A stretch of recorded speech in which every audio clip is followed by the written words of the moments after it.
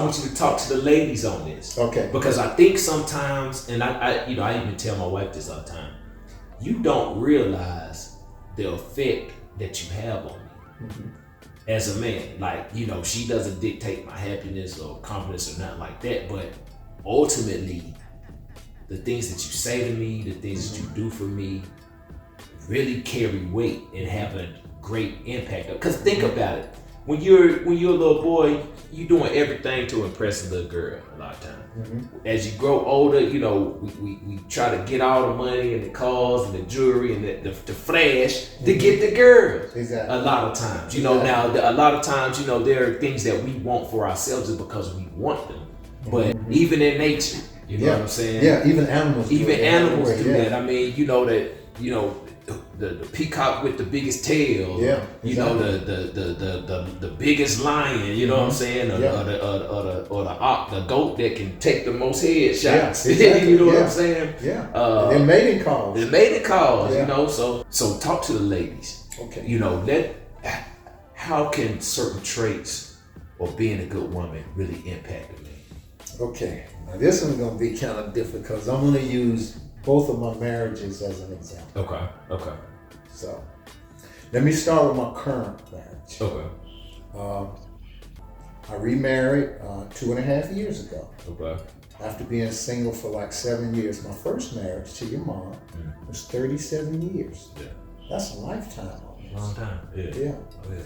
So, going to my marriage with your mom, again, wanting to be the man from the perspective of protecting and providing for the family. And that's ultimately what every man wants to do. He wants to be able to be successful in his own right and provide for his family. So there were many times as a man, I wanted to make certain decisions that I felt as a man it was right. I was willing to take the blunt if it didn't go well. I wanted the ball in my hand, so to speak. But when you have two people that have a woman, if you got strong opinions and you have a man in your life, your first obligation is to hear the man out. Hear what he's trying to say. Hear what he's trying to do. The reasoning behind it. And in most cases, if you're already married, you already got all that information. What changes is if you have a different way of seeing things, a different way of looking at things, a different way of resolving an issue, and that's where we begin to have the confrontation. But as the man, it's his ultimate responsibility to help this house to grow, financially grow, spiritually grow, mentally and emotionally grow, as far as children and all of that. So he gets first dibs. First dibs to the point to where I feel like a woman, if you see his plan, you should say, okay, I have a different feeling about it. But if you're willing to do this, even if you fall flat on your face, I'm going to trust you in this if you see enough of it. And so women, sometimes we don't give our men enough chance to make those decisions, even make simple mistakes as a man. Because again, we're the one that's ultimately responsible for that home. So you got to allow us a chance to go out there and do what needs to be done. And especially when you got two families, whether in a family where the husband and wife, they both work. Let's say that you as a wife make more money. That doesn't put you in charge. He's the head of the home. He's the one that has to make those decisions. And you should be able to take your finances and say, okay, I might make more than you, but I see what you're saying. I see where you're trying to take us, so we'll do it your way. Give the man an opportunity to really be a man and lead your home.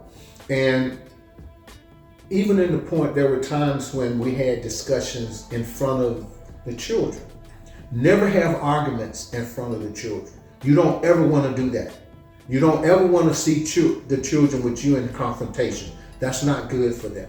So you want to always be very careful. And men, if he's a good man, I'm saying if he's a good man, he's not going to ever start a conversation like that in front of kids. He's going to make sure that the timing is right, everybody is where they need to be, and then he's going to have that conversation.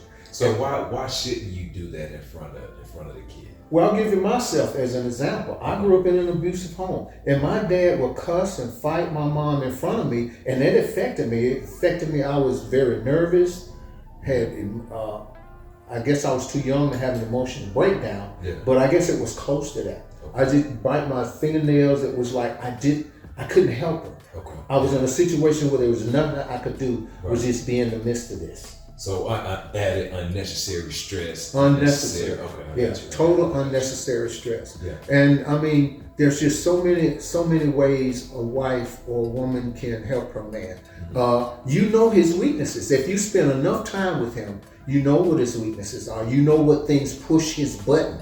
You know, from jobs to friendships and those things. It's your job to always make him feel like he's up. You want to be able to make sure that he feels good about himself.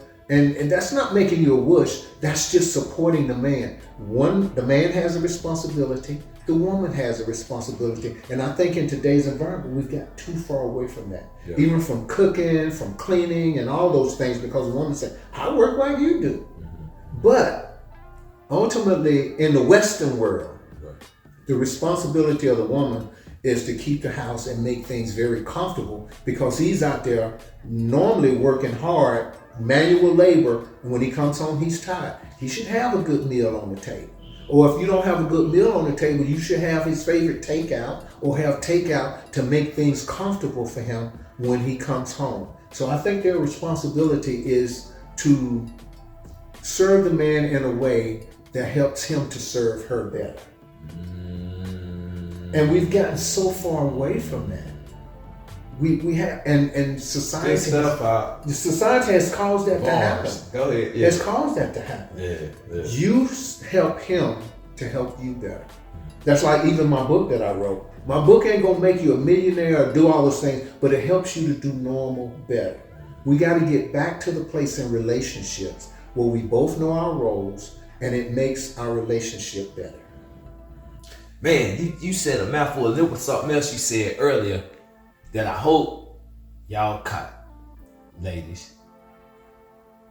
You know, the same way a woman will tell you quick, I'm not perfect, but I'm a good one. You said a huge statement that I sometimes think people don't think about. You said, trust your man and allow him even to make some mistakes along the way. Yeah. Because we don't come into relationships, marriage, knowing all of the answers. Yeah. Half the time we trying to figure our woman out to know how to serve her, how to make her happy, how to, understand what she's saying.